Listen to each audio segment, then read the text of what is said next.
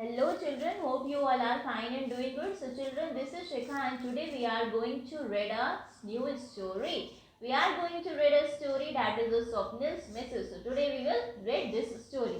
So let's start. So see children, there was a man whose name was Swapnil. एक आदमी था जिसका name था स्वप्निल. अब स्वप्निल जो है एक बड़े सिटी में काम करता था और वो बहुत ज़्यादा हार्ड वर्क करता था. तो एक दिन क्या होता है, एक दिन स्वप्निल ने बहुत ज़्यादा हार्ड वर्क किया होता है और वो अपने घर वापस जा रहा होता है.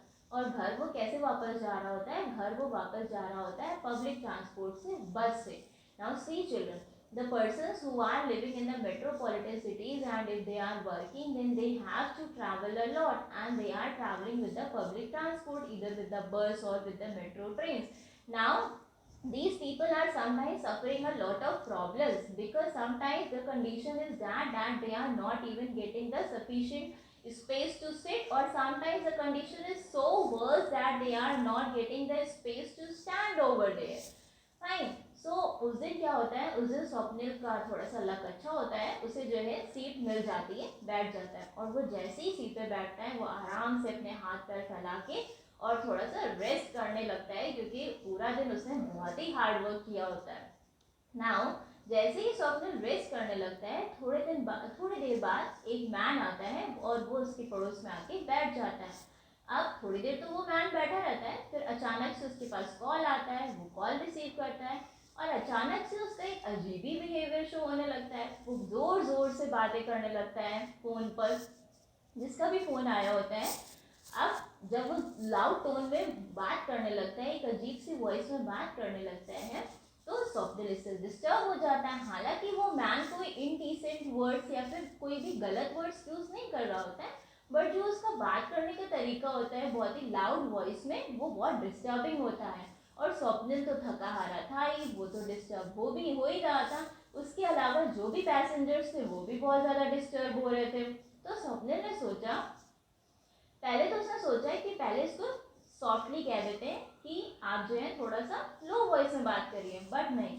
स्वप्निल ने सोचा अगर मैं इसे टोक के अभी कह देता हूँ तो ये इन फ्यूचर में वही मिस्टेक दोबारा रिपीट करेगा.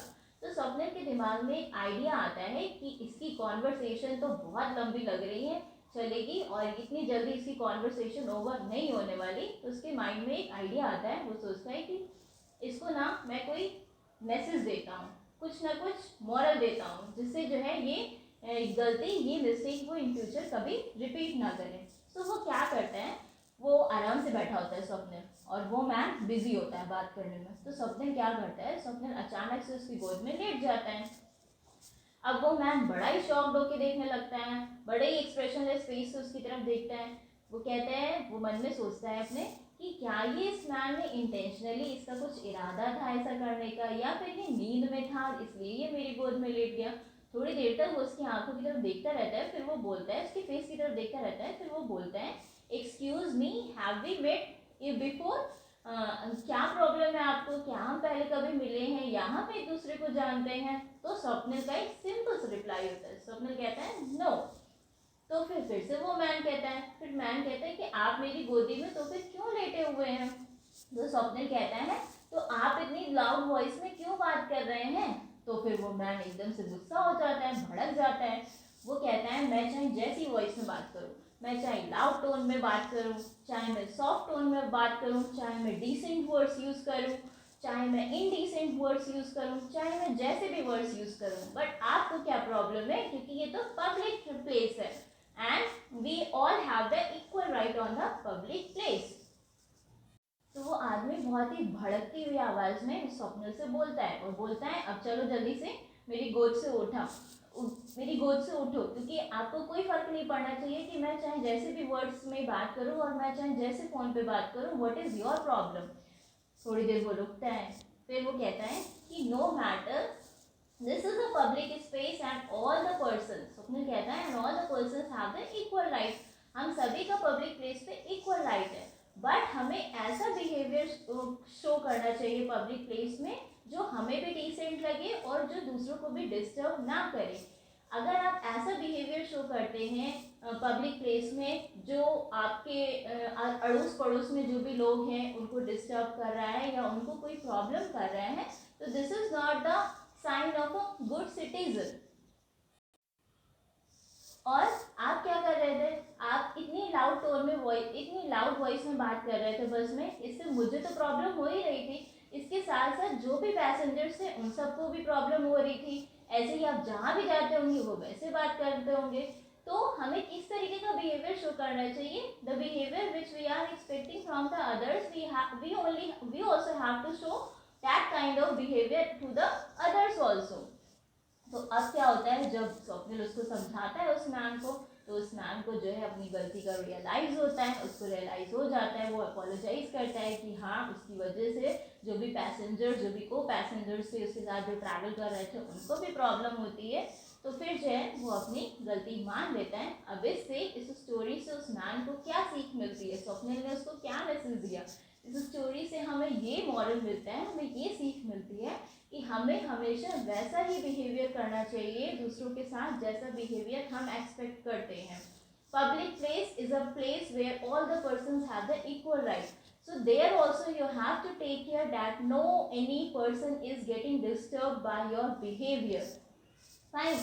अगर आप कहीं भी पब्लिक प्लेस पे जा रहे हो, sometimes people what they are doing, they are spitting here and there, they are talking loudly in the public place. Otherwise sometimes the persons are doing what, they are parking the vehicles on the road and many other things which the persons are doing on the public place, and they are not taking care of the others also. So from this story what we get to know, we get to know that we have only to show that kind of behavior, we always have to follow that kind of behavior which we are expecting from the others. So courtesy is what, the moral of this story is courtesy is simple doing unto others what you would like them to do unto you. If you will respect the other person, the persons will respect you. If you will talk politely to other persons, the person will talk polite to you. If you will help the other persons, the God will help you. If they are not able to help you, then the God will help you. अगर आप कहीं भी public place पे जा रहे हो, अगर आपको कोई भी गरीब दिखता है या फिर कोई भी हेल्पफुल, कोई भी नीडी पर्सन दिखता है जिसे आपकी ज़रूरत होती है, तो you should give them some food if they require food, और you should give them some clothing if they require the clothing. As well as if we are going to the public place, then you should have to park your vehicles in the parking area. You need not to spit here and there, because if you are spitting here and there, then they will also cause different kinds of the diseases, as well as it is also dirtying that particular area. So this always we have to keep in mind that whatever the behavior we are showing to others, or whatever the behavior we are behaving to others, that behavior, वही behaviour हमें भी मिलता है. अगर we are respecting, if we are loving to others, if we are taking care to others, then other persons will also take care of others and they will also respect us. So this is all about this story, Swapnil's message. So this also you should have to take care that you always have to do that kind of behavior which you are expecting from the others. Thank you. Hope you have understood the story and hope you will behave nicely to the other persons.